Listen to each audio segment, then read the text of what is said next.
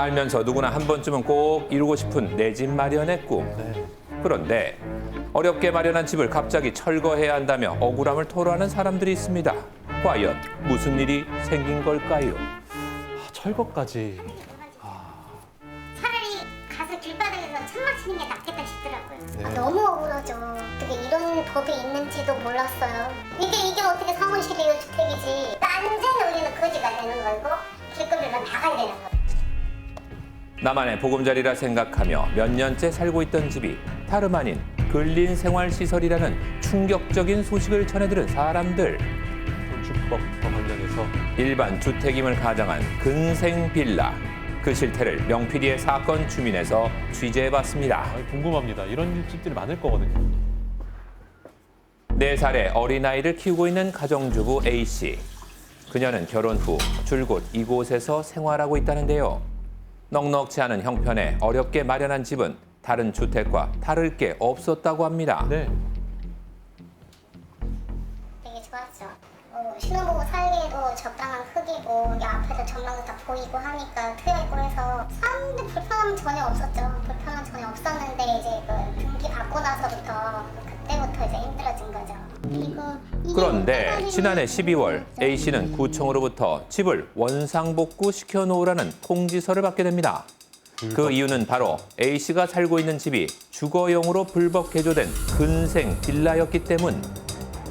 주택가 인근 주민들의 생활 편의에 필요한 편의시설을 뜻하는 근린생활시설. 상가란 얘기죠. 청에서 온 내용은 여기는 이제 사람을 살 수 있는 주택시설이 아닌 근린생활시설이라 상가란 사람은 얘기구나. 살 수가 없다.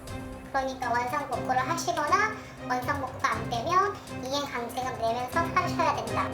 입주민들은 하루빨리 집 내부에 있는 보일러, 싱크대 등의 취사시설을 떼어내야 하는 상황인데요. 약속을 불이행할 경우 매년 수백만 원에 이르는 이행 강제금을 내야 합니다. 수백만 원이요? 건축물 대장을 확인해 보니 실제로 2층부터 4층까지가 근린생활시설로 표시돼 있었는데요. 지금 공실로 만들려는 건데 그 공실로 만들려면 지금 이 가벽도 지금 뜯어야 되는 거잖아요. 이거 뜯어야 되는 거고 여기는 싱크대 같은 경우도 지금 이거 다 뜯어야 되는 거예요. 가스도 원래 있으면 안 되는 거니까 이것도 다 뜯어야 되는 거고 이거 다 드러내야 되는 거죠. 공실을 하려면. 이게 그럼 처음 딱 들어오셨을 당시 여기 인테리어나 이런 것들이 다 돼 있었던 상태? 당연하죠. 이대로 다 되어 있었던 거죠. 저는 손댄 게 하나도 없어요. 이 상태였는데 이걸 뜯어내면은 살지 말라는 얘기밖에 더 돼요. 하지만 문제는 여기에 그치지 않았습니다. 다른 지역의 입주민들도 철거하라는 통지서를 받았다며 억울함을 토로했는데요. 다른 지역이 또 있군요. 크리스마스 다들 선물이라고 얘기했으니까 크리스마스 전후부터 통지가 집집마다 가기 시작했어요. 이거를 보시면 그야말로 정말 딱 내무죠. 이걸 이렇게 만들어 놓은 네, 이렇게 노래하는 거예요, 이 집을. 방법이 없잖아요. 이거를 다 철거한다고 생각하면은 제가 갈 데도 없고 밖에서 잘 수도 없는 거고. 어떻게 이런 일이 있죠? 집 내부를 살펴보니 주방, 거실, 화장실 등 일반 주택과는 별다른 점을 찾아볼 수 없습니다. 그냥 주택이에요. 하지만 이곳 역시 지하부터 3층까지가 근린생활시설로 표시돼 있었는데요.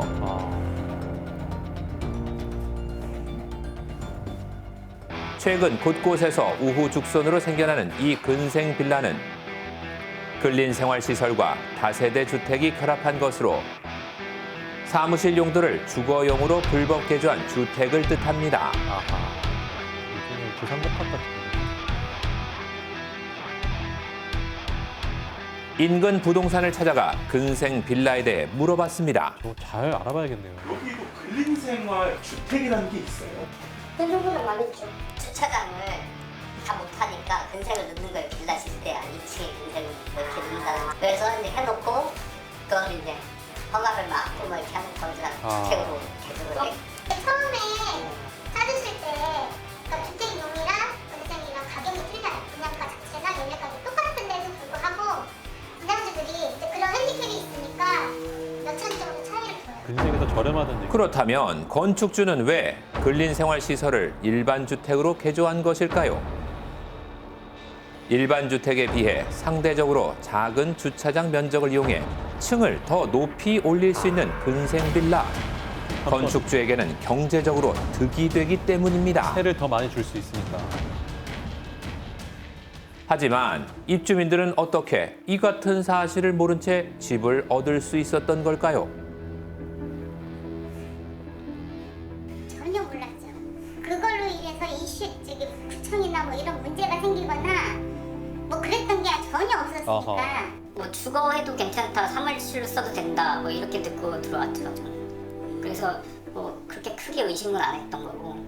이곳에서는 공과금이 모두 주거용으로 나왔고 전입신고도 가능했으며 심지어는 중개업자 또한 일반 주택과 다를 바가 없다고 했기에 입주민들은 이런 상황을 상상조차 하지 못했답니다. 저러면 뭐 사무실이 자기 주소 거기다 옮겨놓나요? 직장에 옮겨놓진 않잖아요. 여기가 정말 그런 현실이라면 동사무소 여기는 불법 건조물이니 전입신고 받아주지 말라고 그렇지. 했어야죠. 애초에 안 받아주세요. 그런데 해당 건물이 근생 빌라라는 사실을 통지서를 받고서야 알았다는 입주민들. 계약서를 읽어보니 근생이라는 단어가 있었어요. 근생활이 뭐예요? 그랬더니 뭐 다른 거 없어요. 그냥 주택하고 똑같은 건데 재산세가 다른 사람보다 더 많이 나온다는 거예요. 저 세금 더 많이 내면 못 살겠다고 그랬더니 그럼 20년치 재산세를 빼주겠다는 거예요. 취득세 같은 경우도 자기가 먼저 얘기해. 취득세도 여기는 원래 진짜 많이 나오니까 반도 내줄게요 하면서 뭐 사통 받으면 속아 넘어간 거지. 근데 근생이라는 거에 저는 전혀 몰랐어요. 그때. 그거를 근생이라고만 설명하는데 근생의 문제점에 대해서 설명을 잘 안 한 경우가 많아요. 원래 근린생활 시설로서 주거용으로 사용할 수 없다. 근데 이거 주거용으로 돼 있는 거다. 싹 털어내야 된다. 그런 설명을 해줘야 되는데 그런 설명 안 하고 그냥 근생이에요. 아하. 이렇게 해서 하는 경우들이 있거든요. 그러면 소비자 같은 경우에는 그런 걸 잘 모르는 분들이 있어요. 아, 그냥 뭐 이거 집이구나, 주택이구나 생각을 할 수 있는데 집만 주택이 보고 아니란 말입니다. 현재 입주민들은 불법 건축물로 적발된 집을 다시 되팔 수도 또 상가용에서 주거용으로 용도를 바꿀 수도 없는 난처한 상황에 처했습니다. 12가구 중에 6가구가 근린이라는 건 몰랐어요. 그러면 우리 저 용도 변경을 해주시면 안 되겠냐고 그랬더니 이미 이제 불법 건축물로 걸린 거예요. 그래서 해줄 수가 없다고 그러시더라고요. 강제금을 원상복구를 할 때까지 그걸 계속 부과를 하겠다는 얘기를 들었을 때 식구들이 길바닥에 언동선에 나가야 된다는 생각에 길에 나가는데 눈물밖에 안 나더라고요. 정말. 근데 내 자신한테도 너무 화도 나고 대출 이자도 고액의 대출을 받아서 이것도 내야 되는데 이행강제금을 내라고 하면 나가라는 말밖에 안 되잖아요. 많은 돈을 들여 어렵게 마련했지만 한순간에 무너져버린 내 집 마련의 꿈. 어떻게 해야 돼 이거? 집을 구입할 당시 조금 더 제대로 된 설명을 들었다면 어땠을까요?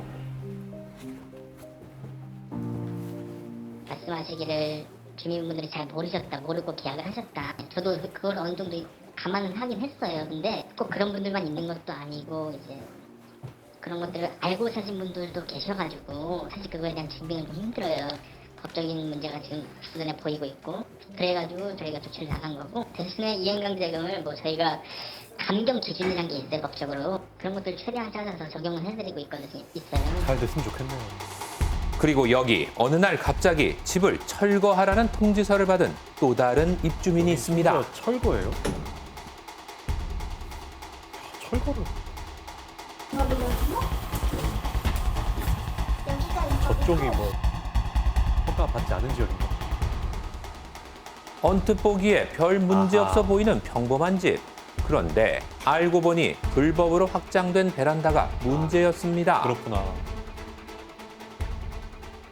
처음에 저는 근린생활 시설이라는 그런 거는 좀 알고 있어가지고 근생은 좀 피하고 다른 걸로 보여주시라 이렇게 항상 말을 하고 다녔는데 매입할 당시에는 이렇게 사실상 큰 문제인지는 몰랐는데 철거를 반드시 해야만 되는 문제더라고요. 알아보니까.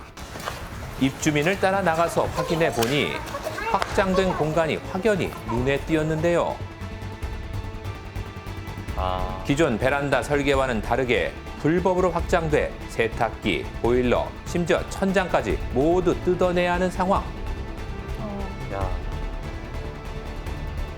대공사다, 대공사. 그러니까요.